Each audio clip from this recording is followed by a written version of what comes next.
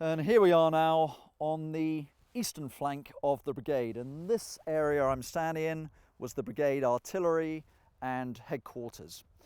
To give some idea of how unprepared for combat the brigade was on the night of 22nd of April 1951, one of the infantry battalions, the Royal Ulster Rifles, which was in reserve down valley, had stood down and was actually watching a movie, Tea for Two with Doris Day. Clearly this was not a unit ready to face immediate action. But when that action began, it began across the river. And we can't reach this point now. It's one of the few areas of the battlefield that is not accessible to us. But the Royal Ulster Rifles had established a position across the river. And then they'd been withdrawn to go into relief as a new battalion joined the brigade, the Belgian Battalion, recently arrived in Korea. A very tough, swashbuckling, all-volunteer battalion. And they, when the Chinese attacked, would be coming under attack on the north bank of the Imjin, a very, very dangerous position to be in. But though it was dangerous, it was the best fortified of the brigades positioned. It had been fully wired and dug in by the Royal Ulster Rifles. So the Belgians had a listening post at the foot of their hill, and the battle for them started when a single Chinese scout advanced past the LP. The radio reported back to Colonel Krahe's command post, one Chinese soldier moving past. A few minutes later, a squad of Chinese moved past. Again, this was reported up to the battalion CP, the command post.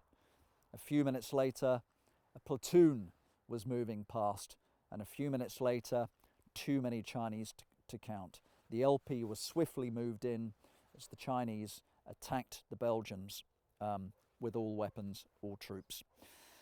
The problem for the Belgians is they were on the north bank of the river, and their only connection to the brigade were a pair of pontoon bridges across the Imjin River.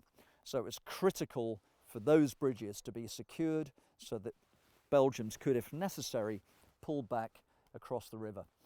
And the job of securing those bridges was given to the Brigade QRF, the Quick Reaction Force, which was a patrol, about 50 men in armoured vehicles of the Royal Ulster Rifles, the RUR.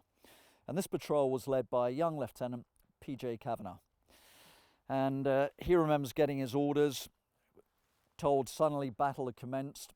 His patrol had to jump into their armoured vehicles, move north through the hills, cross the pontoon bridge and hold it until further notice.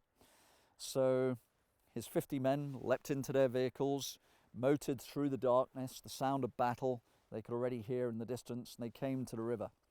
And the pontoon bridge was there in the river. They stood on the bank. The engines of the armoured vehicles were idling. They looked into the darkness across the river. And PJ said to the guy next to him, "It looks a bit fishy, doesn't it?" The man said, "Yes, sir. Yes, it does." "Well, we'd better go forward, don't you think?" "Yes, sir. Yes, we should." So one by one, the Bren gun carriers, these open-topped armoured vehicles, rattled across the bridge. And when the last one had crossed the bridge, as PJ puts it, suddenly all hell broke loose. It was like 50 of us had run into an entire army. They'd walked into an L-shaped ambush. They were under fire from two vectors.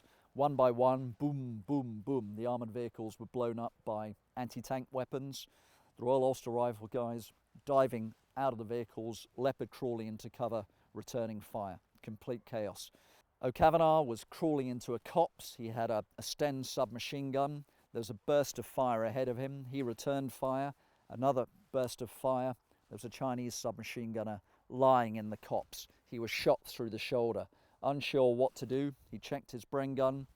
Then one of his riflemen came up behind him, stood next to a tree, shot down, killed the Chinese. So, bad situation. The Chinese are on two sides of you. Your command has been savagely attrited in extremely tight close combat. All your vehicles are no longer tenable, and the battle space is lit by the fire of these burning armoured vehicles. PJ orders his men to retreat. They pull back across the pontoon bridge. To their surprise, the Chinese don't open fire. They let them get across.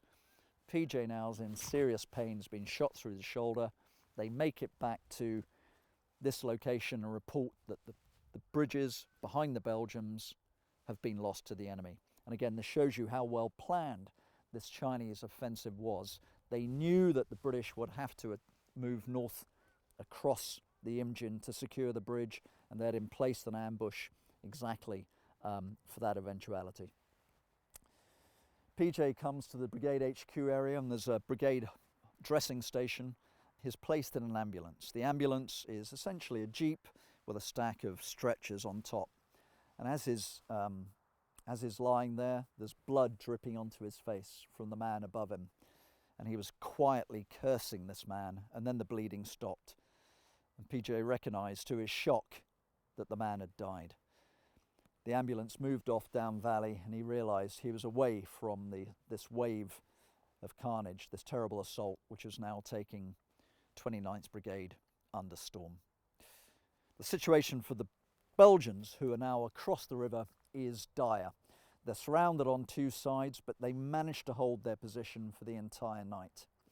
The following morning, they're forced to break out across the river, and as they move across the river, they're given cover by American tanks in the 3rd Division sector out to the east.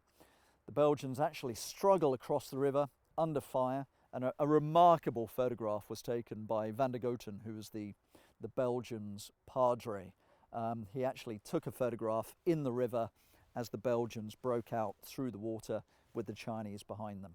The Belgians had managed, with extraordinary skill, to extract themselves from a very, very dangerous situation, crossing the river under the cover of massed fire from US tanks. But because they'd been dislocated during this retreat, it would take a day plus for them to regroup. Meanwhile, the situation in this sector would be even more dire.